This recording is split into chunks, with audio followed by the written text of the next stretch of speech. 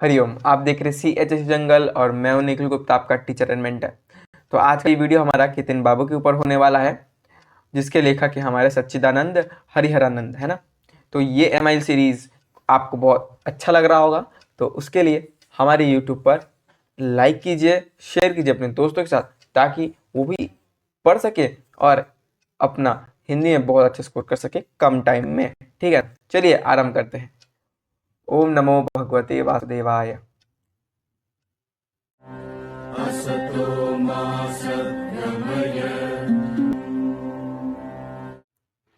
आते हैं स्क्रीन पे और करते हैं पढ़ाई शुरू। तो यहाँ पे सबसे पहले हम देखते हैं सच्चिदानंद हरि हीरानंद वात्स्यायन अज्ञेय, जिनको शॉर्ट में हम कहते हैं, उनका जन्म, है ना, कितने को हुआ था भाई? 8 मार्च को हुआ था, सॉरी 7 मार्च को हुआ था। और 7 मार्च 1911। मृत्यु उनको 4 अप्रैल को हुआ था, है ना। और उनका 4 अप्रैल 9987 ये कौन सा डेट है भाई? Let's translate this. Okay, wait a minute.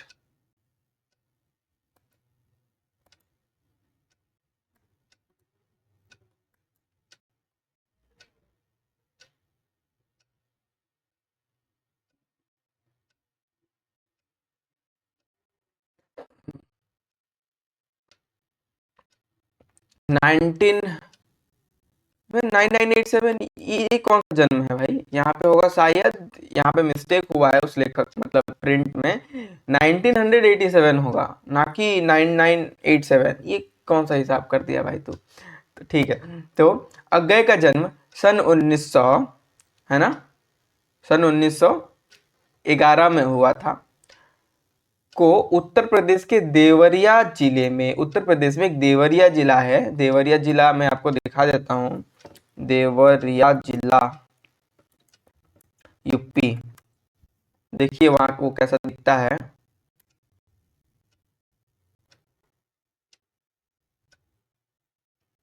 ये तो भोजपुरी गाना आ गया भाई, हमको देवरिया के लिए कोई बात नहीं। देवरिया जिला के उत्तर प्रदेश में उनका जन्म हुआ था, जिस गांव का नाम था भाई केसिया गांव में हुआ था। ये आप जरूर याद रखना। और सच्चिदानंद हीरानंद कैसे दिखते हैं यहाँ पे? क्या तो अज्ञेय, उनका यहाँ पे मैंने पिक्चर ड्रॉ करके मतलब डाउनलोड करके लगा दिया है। देखिए ये ऐसे दिखते हैं, चश्मे से पहने हुए, एकदम गुड पर्सनालिटी, बड़े बड़े दाढ़ी, एक मूंछ, है ना, और कुछ ऐसे दिखते हैं।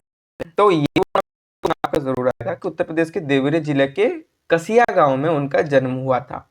पिता डॉक्टर हीरानंद शास्त्री पुरातत्वविद थे। पुरातत्वविद मतलब किसी रिसर्च फील्ड में थे।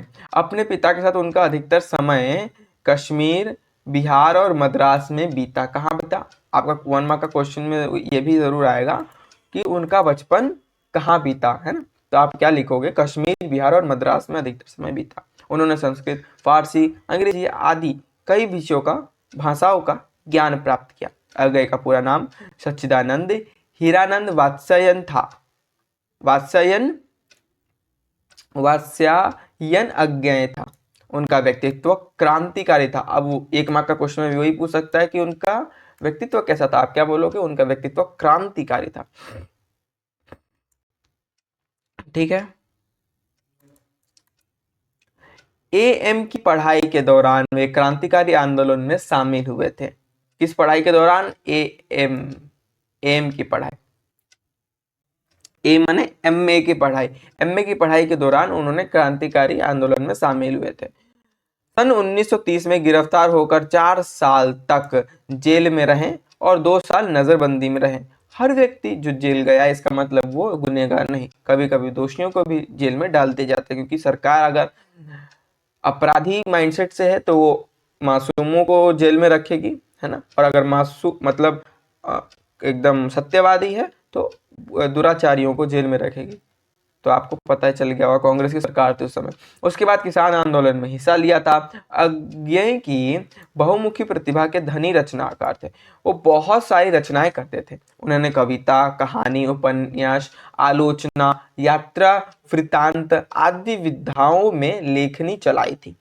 सैनिक, विशाल भारत, प्रतीक और वाक अंग्रेजी पत्रिकाओं का संपादन किया था। कौन कौन सा अंग्रेजी पत्रिकाओं का? सैनिक, विशाल भारत, प्रतीक और वाक नाम से। ऑल इंडिया रेडियो में नौकरी की थी उन्होंने। कहाँ नौकरी की थी? ऑल इंडिया रेडियो में। जो जो हाईलाइट करा और लिख लिया करो, है ना, पेन कॉपी से। और अगर आपको स्लो लगता है कि मैं बहुत धीरे बोल रहा हूँ तो आप स्पीड भी कर सकते हो 1.5x में, अगर यूट्यूब पर जाकर देख रहे हो तो। ठीक है, तो फिर 1943 में 1943 में से लेकर के 1945 तक सेना में रहे थे। वाह क्या बात है, कितना सारा मतलब फील्ड्स में है। लेखनी भी कर रहे हैं, ऑल इंडिया रेडियो में नौकरी भी कर रहे हैं, क्रांतिकारी भी रह गए हैं। 2 साल इन्होंने सैनिक में अपना सेवा दिया था, है ना, देश के लिए। उन्होंने समाचार पत्र दिनमान, नया पत्रिक, नवभारत टाइम्स का कुशलता पूर्वक संपादन किया। कौन कौन समाचार पत्र में उन्होंने संपादन किया था? दिनमान, नया प्रतीक, नवभारत टाइम्स और बस यही है। प्रयोगवाद के प्रवर्तक अज्ञेय ने भी सन 1943 में तार सप्तक का संपादन किया। ये बहुत इंपॉर्टेंट है, आपका 1 मार्क का क्वेश्चन आएगा ही आएगा। अज्ञेय 1943 में किस पत्रिका का, है ना, या फिर प्रवर्तक का संपादन किया था? तो तार सप्तक नाम से उन्होंने किया था। बाकी सन 1964 में आंगन के पार द्वार काव्य संकलन के लिए उन्होंने साहित्य अकादमी का पुरस्कार मिला था। वह साहित्य अकादमी का पुरस्कार उनको आंगन के पार द्वार पर मिला हुआ था। कितने नावों में कितनी बार कविता संग्रह पर भारतीय ज्ञानपीठ पुरस्कार से सम्मानित किया गया? ठीक, अब देख लेते हैं उनकी प्रमुख रचनाएं। मैं कह रहा हूं कि वहां से जो डिस्क है वो आप याद करो ना करो, ये जरूर याद करो, उनकी प्रमुख रचनाएं। ठीक है, काव्य संग्रह था इतलम, बावरा, अहिरी, हरिघास पर, क्षण भर, आंगन के द्वार, आंगन के पार द्वार, आसाध्य वीणा, है ना, आदि। उपन्यास क्या लिखे थे? शेखर, एक जीवनी, नदी के द्वीप, अपने अपने अजनबी। कहानी संग्रह क्या लिखा था? विपथका, शरणार्थी, छोड़ा हुआ रास्ता, लौटती पखडंडियां। यात्रा वृतांत में अरे यायावर रहेगा याद, एक बूंद साहस उछली। आलोचना त्रिशुंक और आत्मा नेपद। आलोचना यहाँ से इंपॉर्टेंट बस ये है, आलोचना और कहानी संग्रह, और कुछ नहीं है। बाकी आप मत याद करो, कोई जरूरत नहीं है। अब देखते हैं उन्होंने जो कहानी लिखा खितिन बाबू, वो क्या है? वो चेहरा। कौन से चेहरा? कौन सा चेहरा जो जीवन भर चेहरे की स्मृतियां संग्रह करता आया है? उसके लिए यह बहुत कठिन है कि किसी एक चेहरे को अलग निकाल कर कह दे और यह चेहरा मुझे नहीं भूलता, क्योंकि जिसने भी जो चेहरा वास्तव में देखा, सचमुच देखा, वह उसे भूल ही नहीं सकता। फिर वह चेहरा मनुष्य का होकर चाहे पशु पक्षी का ही क्यों ना हो। यूरोपियों को हर हिंदुस्तानी का चेहरा एक जान पड़ता है, हिंदुस्तानी को हर फिरंगी का चेहरा एक सा। मानव को सब पशु एक से दिखते हैं, वह एक तरह से देखता ही है, लेकिन जिसने सचमुच कोई भी चेहरा देखा है वह जानता है कि हर व्यक्ति अद्वितीय है, हर चेहरा स्मरणीय है। सवाल यह है कि उसके विशिष्ट पहलू का देखने की आंखें रखते हो कि नहीं। कहने का अर्थ यहाँ पे इतना से यह है कि हम हर किसी को बस देखते हैं, कभी उसको ऑब्जर्व नहीं करते हैं, बस हम देखते हैं, बस इधर उधर नजर फेरते हैं। लेकिन सचमुच देखना मतलब क्या होता है? अगर एक बार किसी को आपने देख लिया, उसका नाक नक्शा, है ना, आंखों का घुमावट, है ना, चेहरे का बनावट, सब कुछ आपको याद रह जाता है। उसका मुस्कुराहट, उसके पीछे से उसकी आकृति, उसके सामने की आकृति। अगर सही में आप किसी को देख लिया क्योंकि देखना उसी को कहते हैं, नहीं तो ऐसे तो सिर्फ आप नजर फेर रहे हैं। तो यहाँ पे वही कह रहे हैं कि हर हिंदुस्तानी को फिरंगी का चेहरा एक सा लगता है और बाहर लोगों को इंडियंस का चेहरा, हम भारतीयों का चेहरा एक सा जान पड़ता है। तो इसका कहने का है कि हम अगर सही में किसी को देख रहे हैं तो कभी नहीं भूलेंगे, लेकिन अगर बस देखने के लिए देख रहे हैं तो भैया तुम एक सेकंड नहीं लगेगा आपको वो चीज भूलने के लिए। ठीक है, आगे बढ़ते हैं। मैं भी जब किसी चेहरे पर ध्यान केंद्रित करता हूँ, मैं भी जब किसी चित्र पर या फिर चेहरे पर ध्यान केंद्रित करता हूँ, कह रहे हैं लेखक, तो और अनेक चेहरे सामने आकर उल्हाना देते हैं। क्यों हम नहीं, या फिर क्या हम नहीं, क्या हम तुम भूल गए हो, क्या हमें हमें तुम भूल गए हो? इनमें पुरुष हैं, स्त्रियां हैं, बच्चे हैं, इतर प्राणियां में घोड़े हैं, कुत्ते हैं, तोते हैं, एक गिलहरी है जो मैंने पाली थी और मेरी जेब में रहती थी, एक मुनाल जो मेरी गोली से घायल होकर चीखता हुआ मिली दौड़ था। है ना, यहाँ पे मुनाल का अर्थ क्या है देखते हैं। मुनाल मीनिंग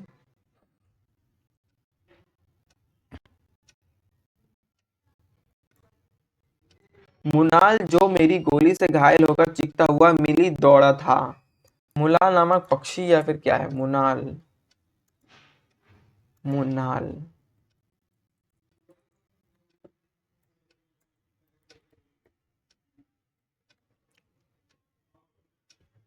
अच्छा, मुनाल नामक एक पक्षी है, तो वो गोली से घायल हो गया था उनके, तो वो चीखते हुए दौड़ा था। एक कुत्ता मेरी बीमारी में सिरहाने बैठकर आंसू गिराता था।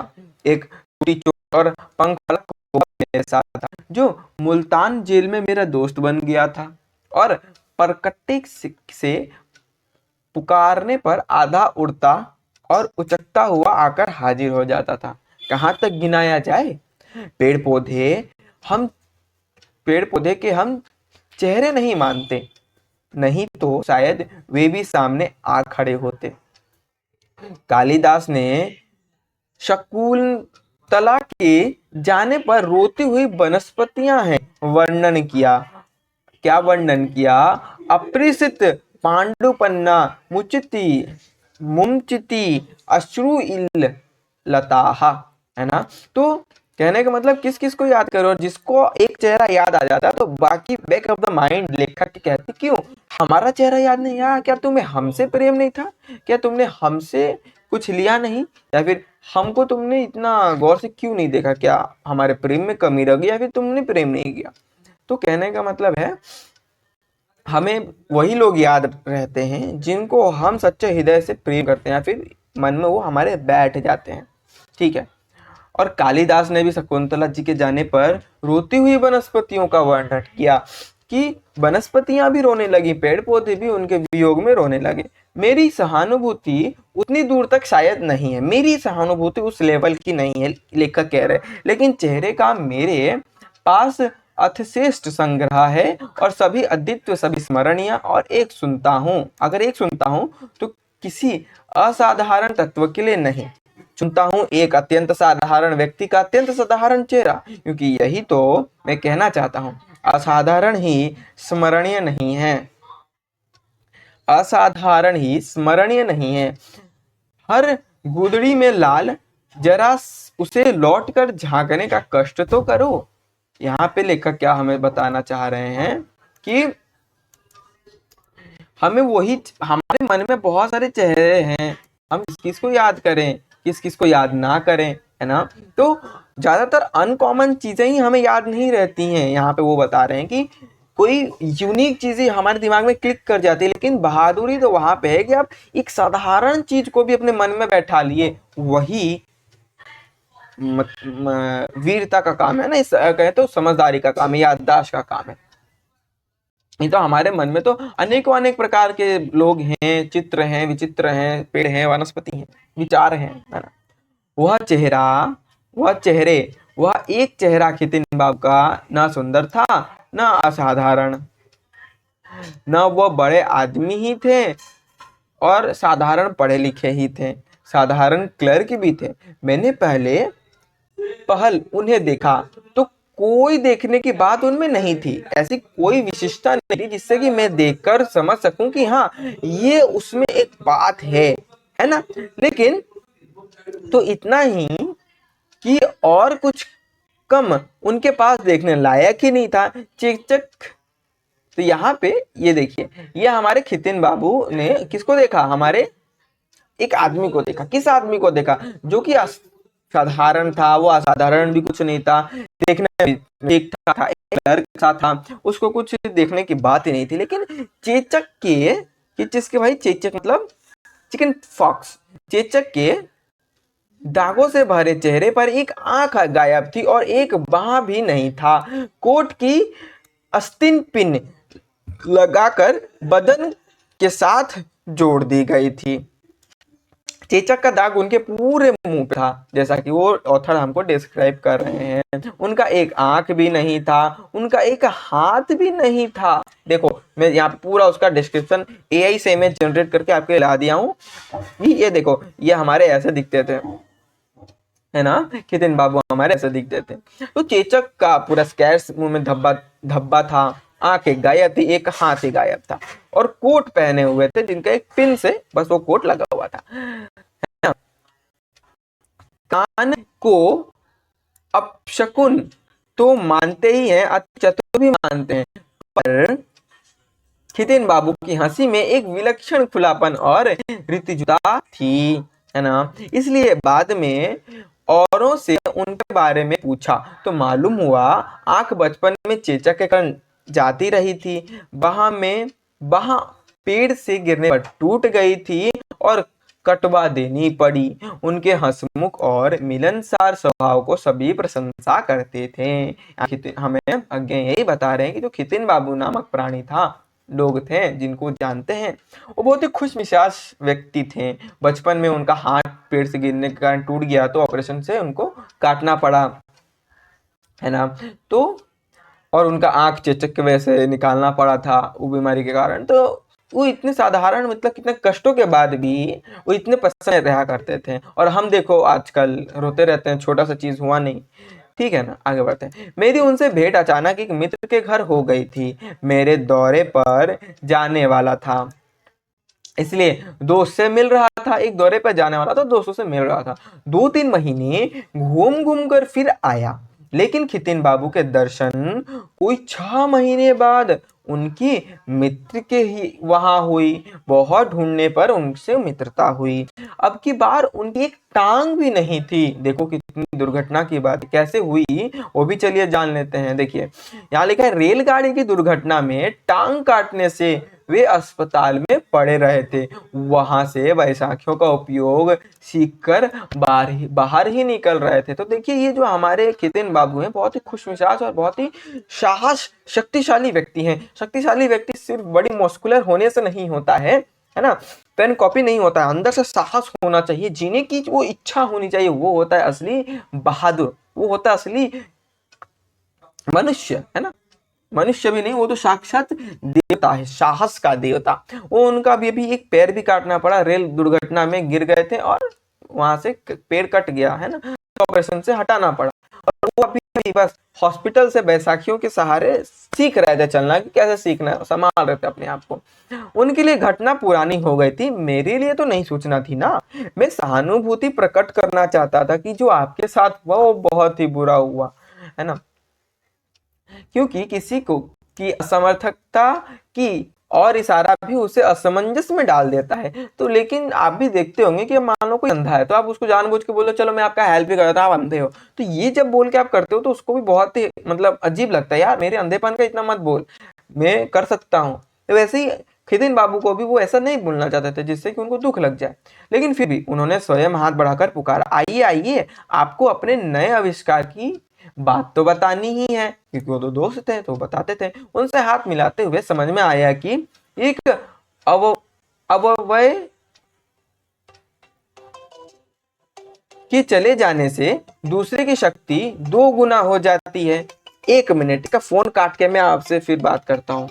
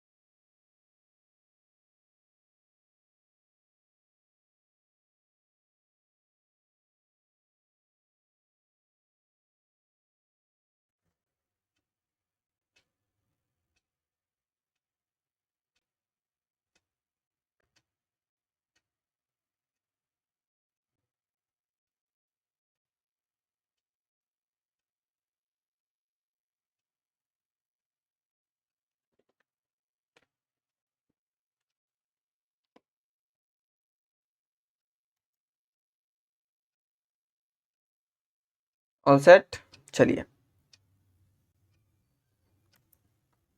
हाँ, तो हम कहाँ पे थे कि एक अभय के चले जाने से दूसरे की शक्ति कैसे दोगुना हो जाती है, वैसे चोर की पकड़ जीवन में एक आधे बार ही किसी हाथ से पाई होगी। मैं बैठ ही रहा था कि वो बोले, देखा आपने कितना व्यर्थ बोझ आदमी ढोटा चलता रहता है। मैंने टॉन्सिल कटवा थे, है ना, मैंने टॉन्सिल कटवा लिए, कोई कमी नहीं मालूम पड़ी। अपेंडिक्स कटवा ली, फिर भी कुछ नहीं गया, केवल उसका दर्द चला गया। भगवान अधोर दानी है ना, सब कुछ फालतू में ही दे देता है। दो हाथ, दो कान, दो आंखें, अब तो एक है। आप ही बताइए कि आपको कभी स्वाद लेने की साधन की कमी मालूम हुई? सोचो, इतने मतलब साफी व्यक्ति मैंने आज तक अपने जीवन में नहीं देखा ना, पढ़ा है ऐसे व्यक्ति को कि सब कुछ चले जाने के बाद भी, जिसका एक हाथ नहीं है, एक आंख नहीं है, एक पैर नहीं है ना, और चेतक के दाग उस पे, चेचक के दाग उनके चेहरे पे हैं। इतना कठिनाई है, इतना संघर्षपूर्ण जीवन रहा, फिर भी हंसी हंसी मुस्कुरा के बोल रहे, भैया कोई देखा कमी? मेरा एक हाथ नहीं है, एक आंख नहीं है, एक कान नहीं है, फिर एक पैर नहीं है, मेरे को कोई प्रॉब्लम हुआ?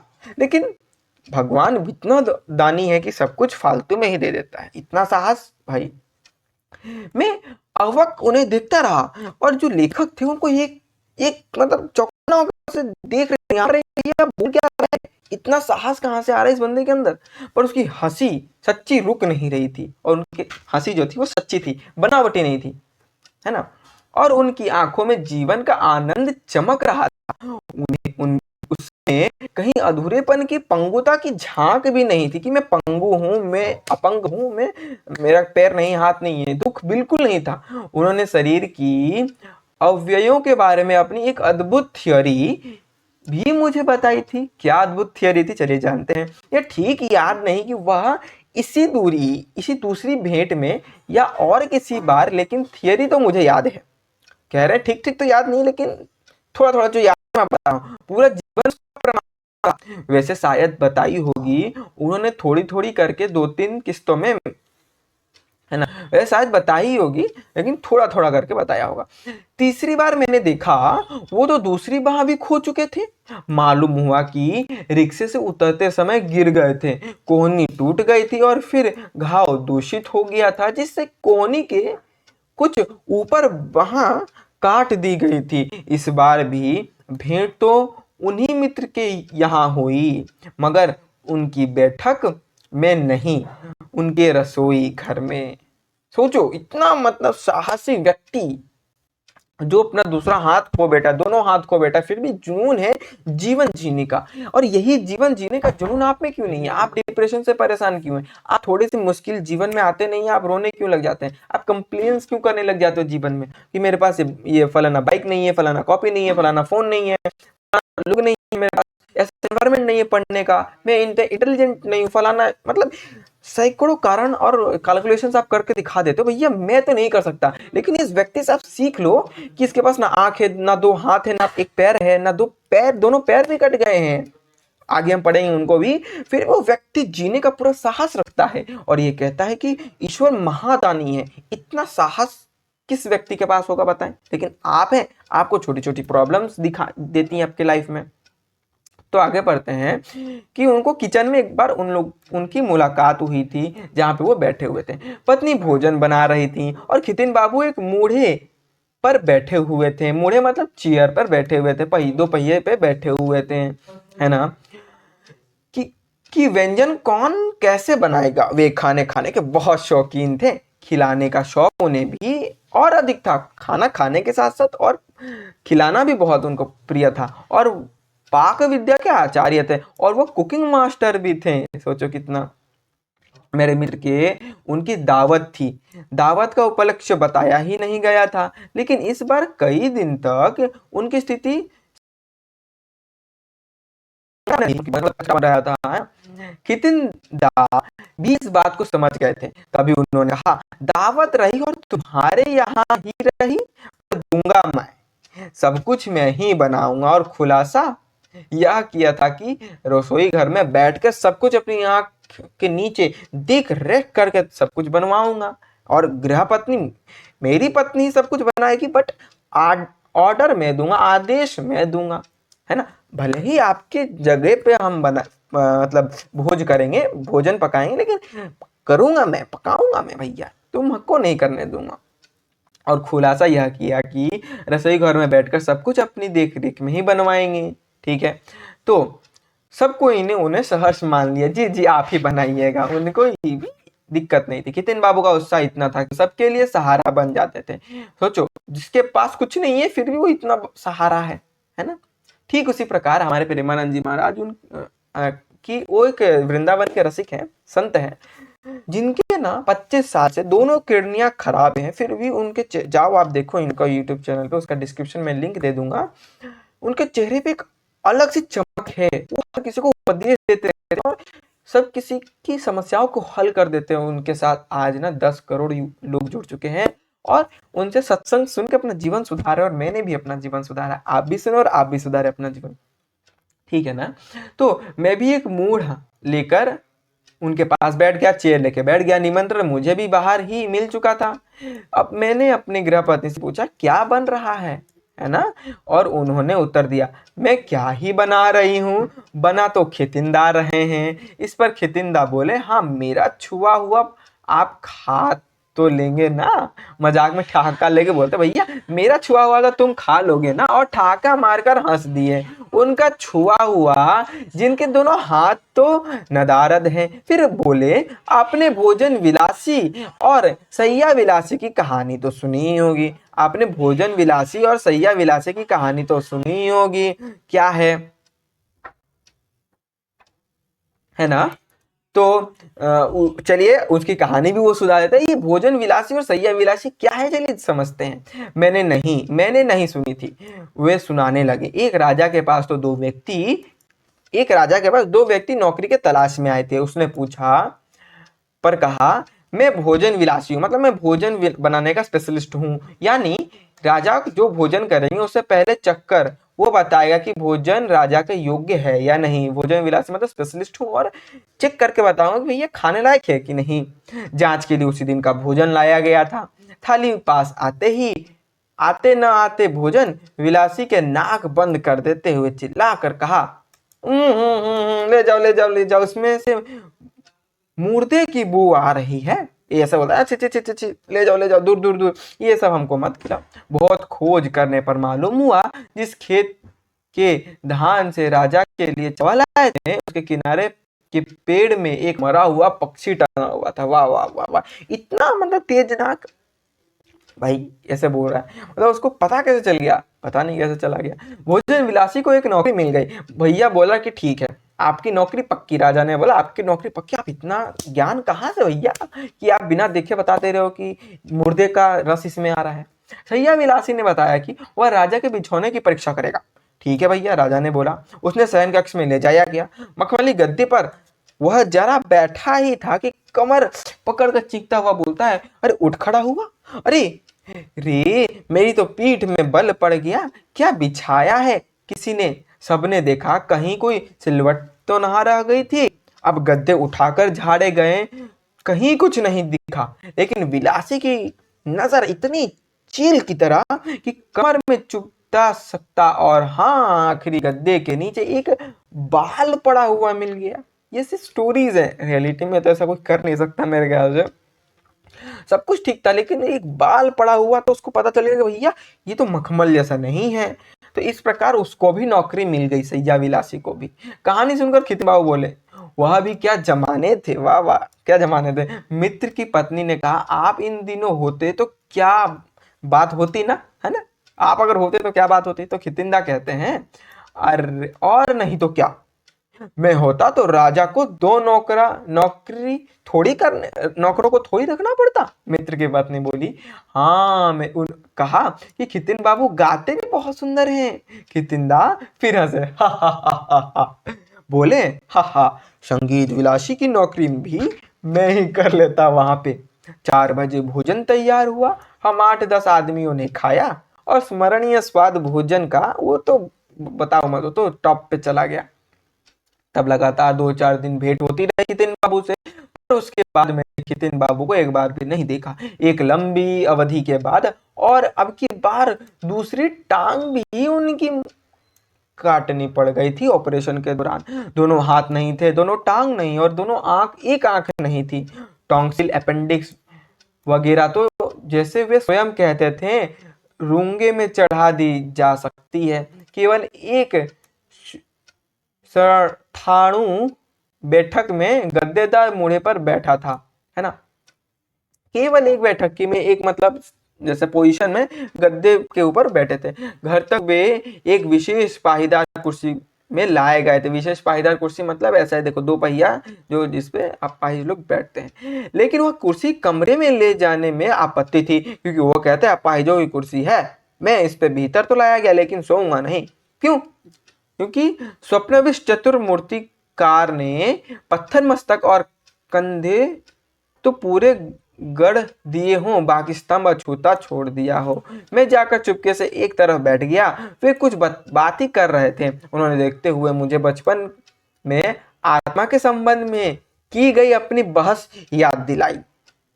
आत्मा तो सारे शरीर में व्याप्त है या किसी एक अंग में रहती है?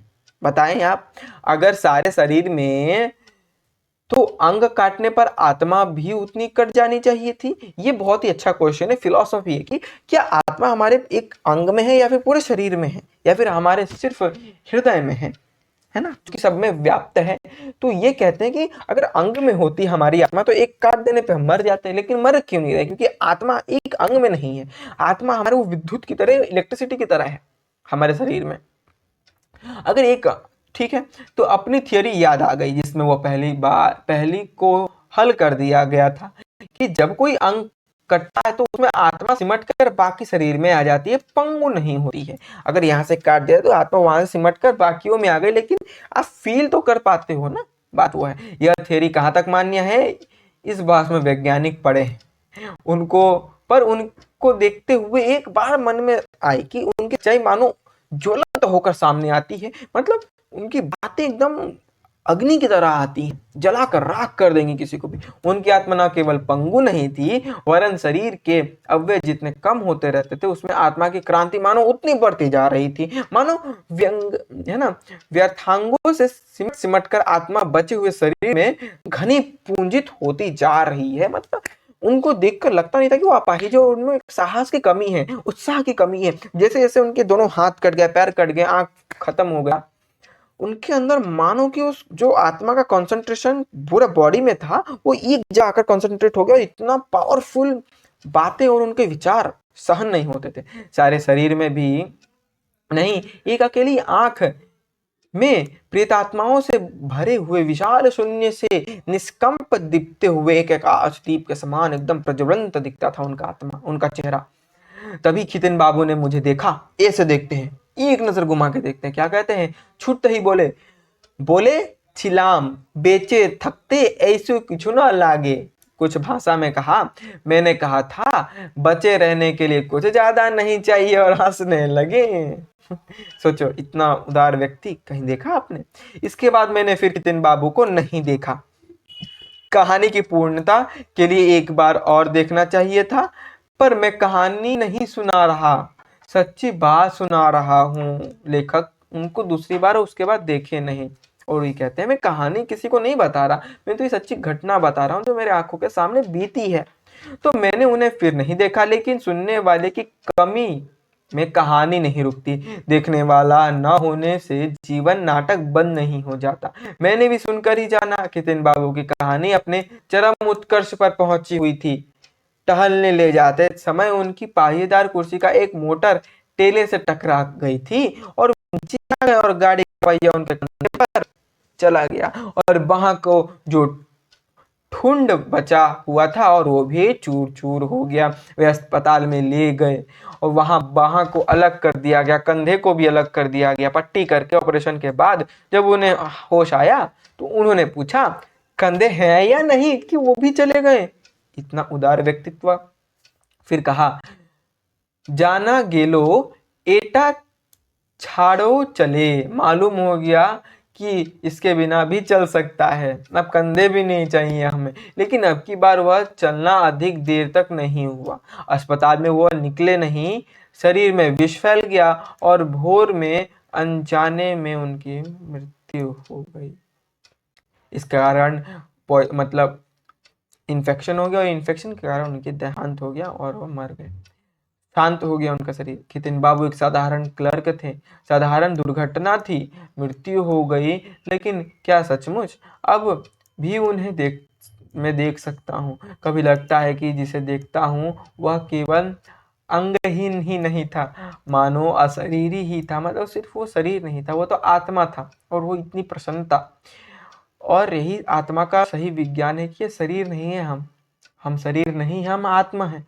हम आत्मा हैं तो उसके जैसे कार्य भी करना चाहिए। आत्मा का कार्य है स्वयं का साक्षात्कार करना, स्वयं को नित्य सेवा में लगाना। किसकी नित्य सेवा में? ईश्वर सच्चिदानंद की नित्य सेवा में लगाना ही हम हैं। यही केवल लक्ष्य है। केवल एक दीप्ति अंगों से क्या, अथवाओं से क्या, जानो गेलो एटो छाड़ो चाले, इसके सबके बिना काम चल सकता है। केवल दीप्त, केवल संकल्प शक्ति चाहिए। संकल्प शक्ति अगर आपके जीवन में है तो आप बड़ा से बड़ा कार्य कर सकते हैं, बड़ा से बड़ा असंभव कार्य भी कर सकते हैं। प्रभु श्री कृष्ण भी कहते हैं कि मानव के संकल्प के सामने ये सब कुछ शक्ति विफल है। तो अपना संकल्प शक्ति को बढ़ाइए। संकल्प शक्ति बढ़ाने के लिए मैं 3 आपको नियम बताता हूँ। सुबह उठकर प्रातःकाल 5 बजे स्नान आदि करके प्राणायाम कीजिए। कौन सा प्राणायाम? इसको हम कहते हैं चंद्र नाड़ी प्राणायाम। चंद्र नाड़ी मतलब आपका लेफ्ट साइड वाला से आप सिर्फ सांस लेंगे और राइट से उसको रिलीज करेंगे, फिर से आप लेंगे, सांस लेंगे लेफ्ट से, फिर राइट में छोड़ेंगे। और ये कम से कम ओनली 50 बार आप करो रोज का, डेली का 50 बार, या फिर धीरे धीरे कर रहे हो तो 20-25 बार करो। देखो आपके संकल्प शक्ति में एक नई ऊर्जा और उत्साह आएगा। और क्या कर सकते हैं आप संकल्प शक्ति बढ़ाने के लिए? कि जब जब आपको मन बोले कि यह कुछ काम करना है तो वही काम नहीं करना है, मन के हिसाब से नहीं चलना है, बुद्धि के हिसाब से चलना है। मन के नहीं पढ़नी होगा, लेकिन आप जबरदस्ती जब बैठ के पढ़ोगे तो आपका लाभ होगा। और उसी को संकल्प शक्ति बढ़ाना कहते हैं। रोटी कपड़ा आसर हम चिल्लाते हैं, ये सब जरूरी है, निसंदेह जीवन के लिए एक स्तर पर जरूरी है। लेकिन लेकिन मानव जीवन की मौलिक प्रतिज्ञा ये नहीं है, कि हमारी प्रतिज्ञा नहीं है केवल मानव का अदम्य अटूट संकल्प कि ईश्वर से मुझे मिल जाना है, अपने अंशी कर वापस चले जाना है। क्योंकि हम जब ये शरीर नहीं आत्मा है तो आत्मा का कर्तव्य क्या? आत्मा का कर्तव्य अपने परमात्मा से जाकर मिल जाना। तो इस पाठ में यही बताते हैं खितिन बाबू के बारे में। और आपको कहानी पसंद आई तो चलिए आगे बढ़ते हैं प्रश्न अभ्यास की ओर।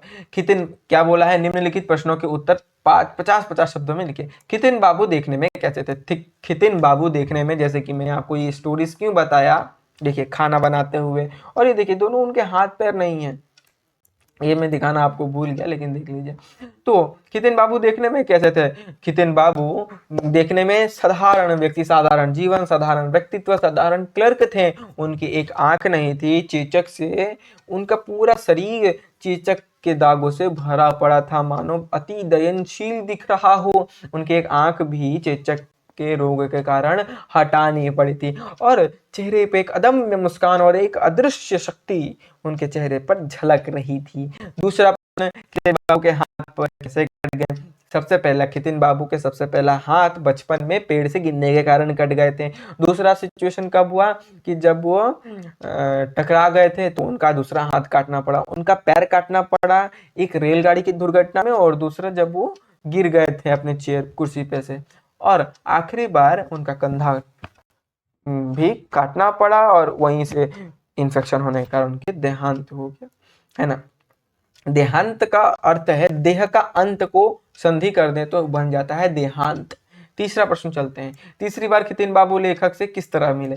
तीसरी बार खितिन बाबू लेखक से इस तरह मिले जब उनके रसोई बनाना था, रसोई नहीं, जब उनके दोनों हाथ और दोनों पैर कट गए थे। भोजन विलासी को राजा ने यह नौकरी कैसे मिली? भोजन विलासी को कुछ नौकरी इस प्रकार मिली कि भोजन विलासी ने बोला, भैया मैं आपके साथ नौकरी करना, आपके यहाँ नौकरी करना चाहता हूँ, राजा को बोलता है। तो राजा बोलता है ठीक है, मंजूर है, लेकिन एक आपको टेस्ट देना पड़ेगा। तो भोजन विलासी के सामने अनेक पकवान आते हैं। पकवान भोजन विलासी जो है, विलासी का मतलब चेक होता है, जो चेक कर रहा है, भोजन चेक करने वाला, ठीक है, वो दूर से ही सुन के बताता है, दूर दूर दूर दूर दूर, इस मेरे पास मत लाओ ये, क्योंकि इस खाने में ना मुर्दे की दुर्गंध आ रही है। मुर्दा कहाँ से भाई? तो बहुत ज्यादा इन्वेस्टिगेशन जानने के बाद पता चला कि जिस किसान के खेत में वो अनाज उगा था, उस पेड़ के बगल में एक मुर्दा, मतलब जानवर का, कि इंसान का मरा पड़ा हुआ मिला था। तो भैया बहुत राजा प्रसन्न हुए कि क्या बात है, आपकी तो विलक्षणता इतनी अद्भुत है। तो इसलिए बोला ठीक है, आप हमारे यहाँ नौकरी पे रह सकते हैं। 50 क्या, मैंने 100 शब्द ही आपके लिए बोल दिए। तो सुनो और आंसर लिख लो, रिपीट कर करके बार बार लिख लो। सैया विलासी के राजा कि यहाँ कैसे नौकरी मिली। सैया विलासी का भी टेस्ट लिया गया। जब सैया विलासी बोला कि मैं आपका चेक करूंगा कि आपका बिस्तर कैसा होना चाहिए, तो वो बोलता है ठीक है भाई, आ जाओ हमारे राजमहल में। बिस्तर के चेक करने लग गए। इतना बड़ा आलीशान गद्दा, फिर भी जैसे ही बैठा कमर में हाथ रख के बोला, या इतना कमर में दर्द हो गया मेरा। अब इतना चेक करने के बावजूद भी वो कुछ नहीं मिला वहां पे सैया, मतलब सभी को, लेकिन सैया विलासी की नजर एकदम तीखी थी। तो उसने देख बताया कि भैया ये देखो, एक बाल का छोटा सा लड़ी जो है तुम्हारे बिस्तर पर पड़ा हुआ था, तो ये तुम्हारे लिए ठीक नहीं है। तो बोला वाह वाह क्या बात है, आपकी बहुत अच्छी विलक्षणता है, हम आपको नौकरी पर रख लेते हैं। खितन बाबू की मौत कैसे हुई थी? खितन बाबू की मौत, या फिर कह दो देहांत, कुछ इस प्रकार हुआ था कि वो जा रहे थे रास्ते से दो पहिए कुर्सी पर, और वैसे ही सामने से एक कार आ गई, हड़बड़ी में वो गिर गए, उनके कंधे पर वो गाड़ी चढ़ गई, दो पहिया वाहन, और उसके कारण हॉस्पिटल ले जाया गया उनको। और डॉक्टर ने उन्हें कहा और उनका ऑपरेशन किया, लेकिन ऑपरेशन के बावजूद वो ऑपरेशन सक्सेसफुल नहीं हुआ, विष पूरे शरीर में फैल गया और उनका देहांत हो गया। खितिन बाबू का व्यक्तित्व कैसा था? खितिन बाबू का व्यक्तित्व विलक्षण था, अद्भुत था। साधारण के साथ साधारण क्लर्क थे, साधारण व्यक्तित्व था, लेकिन उनका साहस और परिक्रमा जो है ना, परिक्रम की जो अद्भुत शक्ति थी वह कम नहीं थी। साधारण होने पर भी खितिन बाबू असाधारण क्यों थे? क्योंकि उनके पास अदम्य साहस और पराक्रम था। खितिन बाबू के किस गुण ने उन्हें अमर बना दिया था? खितिन बाबू के उनके आत्मा की अमरता के गुण ने, कि वह आत्म साक्षात्कार के गुण ने उनको अमर बना दिया था। इस कहानी से हमें क्या शिक्षा मिलती है? इस कहानी से हमें यही शिक्षा मिलती है कि हम छोटे छोटे डिप्रेशन, ये नखरे में ना फंसकर अपने जीवन में एक बड़ा लक्ष्य निर्धारित करें, उस अपने लक्ष्य के लिए समर्पित हो जाएं। ठीक है, फिर मिलते हैं आपसे दूसरे वीडियो में, तब हम पढ़ेंगे अगला चैप्टर। इसी के साथ धन्यवाद। ओम नमो भगवते वासुदेवाय। वीडियो को लाइक, शेयर एंड सब्सक्राइब कीजिए हमारे चैनल को। और हाँ, कैसे पढ़ेगा एग्जाम में तुम्हारा, ठीक है। असतो मा सद्गमय, तमसो मा ज्योतिर्गमय, मृत्योर्मा अमृतं गमय।